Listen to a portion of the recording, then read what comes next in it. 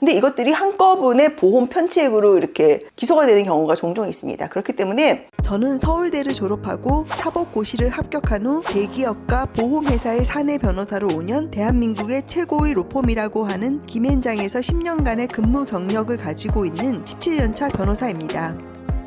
안녕하세요. 최혜원 변호사입니다.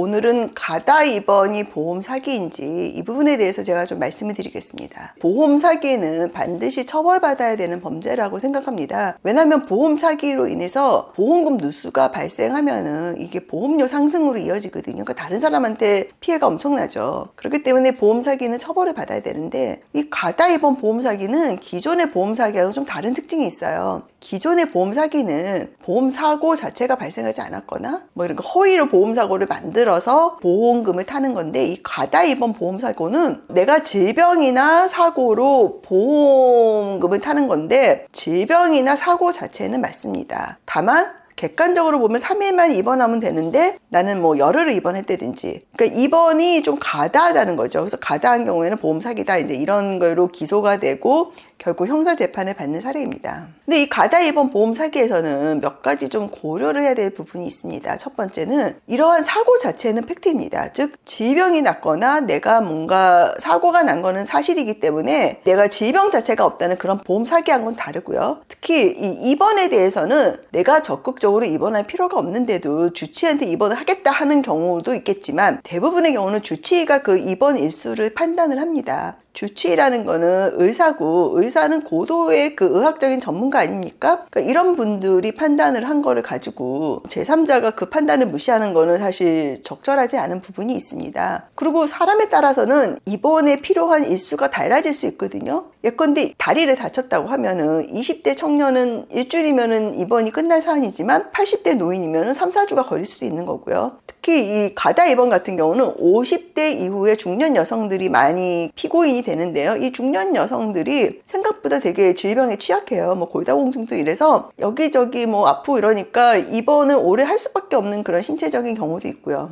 제가 가다 입원에서 첫 번째 판단이 필요한 부분은 주치의 판단이었다는 부분이고요. 두 번째는 보통 이제 가다 입원이 문제가 되는 게 입원을 할 필요가 없고 통원 치료를 하면 됐다 이런 경우거든요. 그런데 여기서 우리가 하나 짚고 넘어갈 점이 있습니다. 통원이 가능한데 입원을 하면 그게 다 보험 사기입니까? 그거는 케이스 바이 케이스로 봐야 됩니다. 왜냐면 통원이 가능해도 통원보다 입원이 더 적절한 사례도 있습니다. 예컨대 내가 시골에 교통이 불편한 지역에 산다. 근데 나는 차도 없다. 그렇기 때문에 내가 병원을 통원하려면 통원 시간만 뭐 합해서 왕복으로 4시간이 걸린다. 그런 경우 사실 입원이 더 적절할 수도 있고요. 또 통원이라는 거는 병원에 갔다 와서 집에서 요양을 해야 되는데 집에서는 내가 요양을 할 수 없는 상황도 있습니다. 그렇기 때문에 경우에 따라서는 통원이 가능하지만 입원이 더 적절한 경우가 있고요. 제가 이제 사건을 수임해서 진행한 사건 중에는 이 통증이 되게 심하신 분이 계세요. 이분은 뭐 사실 통증 관련해서는 아직도 우리가 원인을 못 찾는 경우가 많거든요. 근데 같은 충격에도 남보다 통증이 심하기 때문에 집에 있으면은 적시에 대응을 잘 못하시잖아요. 그렇기 때문에 이제 입원을 하시는 경우도 있거든요. 그렇기 때문에 이 개인별 차이, 이 개인별 질병이나 뭐 주거 환경 등의 차이를 봐서 통원이 가능하지만 입원을 하는 게 더 적절했다. 이런 주장도 할 필요가 있어 보입니다. 그 다음으로는 입원에 대해서 사설 컨설팅 업체에서 그 입원 적정성 평가 분석을 합니다. 근데 사설 의료 컨설팅 업체의 분석에는 우리가 좀 잘 살펴봐야 되는 게 몇 가지 문제가 있어요. 왜냐면 뭐 모든 게 그런 건 아니지만 그 컨설팅 하기에 적절한 자료 모두가 제출되지 않은 경우가 있어요. 그런 경우에는 그 컨설팅 자료 자체를 믿기 힘든 경우도 있고요. 또 이 사설 컨설팅 업체는 보험회사로부터 자문료를 받잖아요. 아무래도 보험회사 유리할 수밖에 없는 그런 면도 있죠.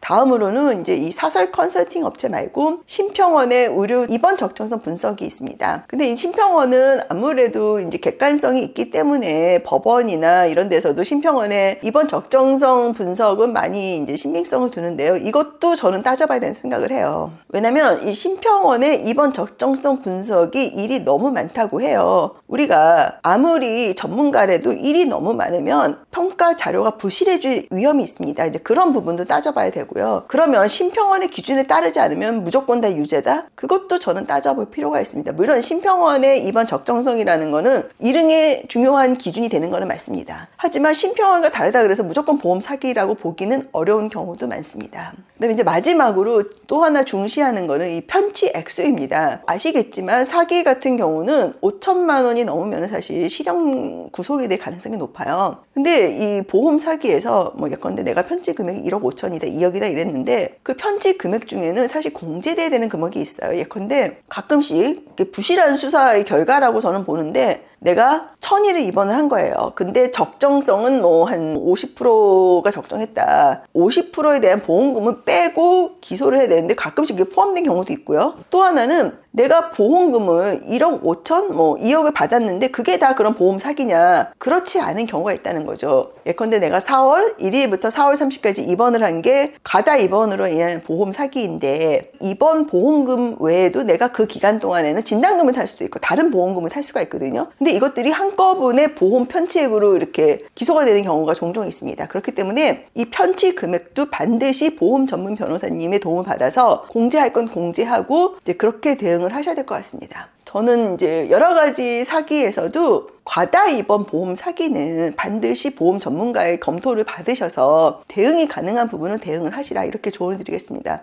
과다 입원 보험 사기 관련해서 사건 수임이나 문의사항이 있으신 분은 카카오 채널 최혜원 변호사 연락 주시기 바랍니다. 감사합니다. 사건 수임이나 법률 상담을 원하시는 경우 카카오 채널 최혜원 변호사를 검색하셔서 연락 주시면 상담을 도와드리도록 하겠습니다.